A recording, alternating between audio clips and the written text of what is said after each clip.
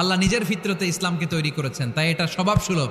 মানে আমাদের সাথে এটা ইসলামকে মানতে, জানতে, বুঝতে, বুঝাতে সহজ, খুব সুইট করে। ইসলামের এমন কোনো বিধান নাই যেটা আমাদের খারাপ লাগে, জোরে কোন ঠিক কিনা? এটা স্বভাব সুলভ ধর্ম।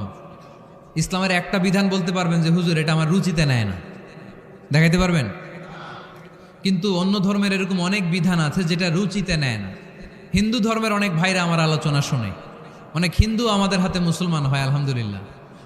হিন্দু ধর্মের প্রতি শ্রদ্ধা রেখেই বলছি, তাদের ধর্মে একটা বিধান আছে যে আপনি ভালো হিন্দু হতে চাইলে আপনাকে গোমূত্র পান করতে হবে, মানে গরুর পেশাব পান করতে হবে। এবং অবাক করা কাণ্ড, তারা ইন্ডিয়া থেকে এটাকে রপ্তানি করে ইউরোপ আমেরিকাতেও পাঠায়। কারণ ইউরোপ আমেরিকার যে হিন্দুরা আছে সেখানকার সুপার স্টোর থেকে, শপিং মল থেকে ওইটা কিনে কিনে পান করে। আপনারা যদি বলে এই যে 1 বোতল নিয়ে আসছি গরুর পেশাব, এটা খাইলে তোর 1 কোটি টাকা দিব, খাইবেন?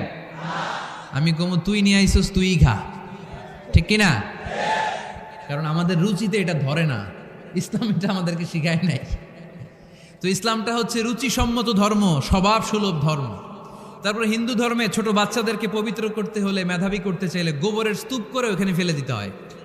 ওই বাচ্চা ছুটে আসবে, কান্না করবে, আবার ফেলতে হবে। ওর গা গোবর দিয়া একেবারে বিউটি পার্লারিং করে তারপরে ওর গোসল করাইলে ও খুব ভালো হয়ে যাবে, এরকম আইডিওলজি তারা বিলিভ করে। তো এটা একটা প্রাণীর মল কারো গায়ে মেখে পার্লারিং করা, এটা কি আমাদের আকলে ধরে? আমাদের ধর্মে এরকম কোনো বিধান আছে? হিন্দু ভাইরা যদি থেকে থাকো, just ponder on the news, এই বিষয়গুলোর উপর একটু থিঙ্ক করো, একটু ভাবো।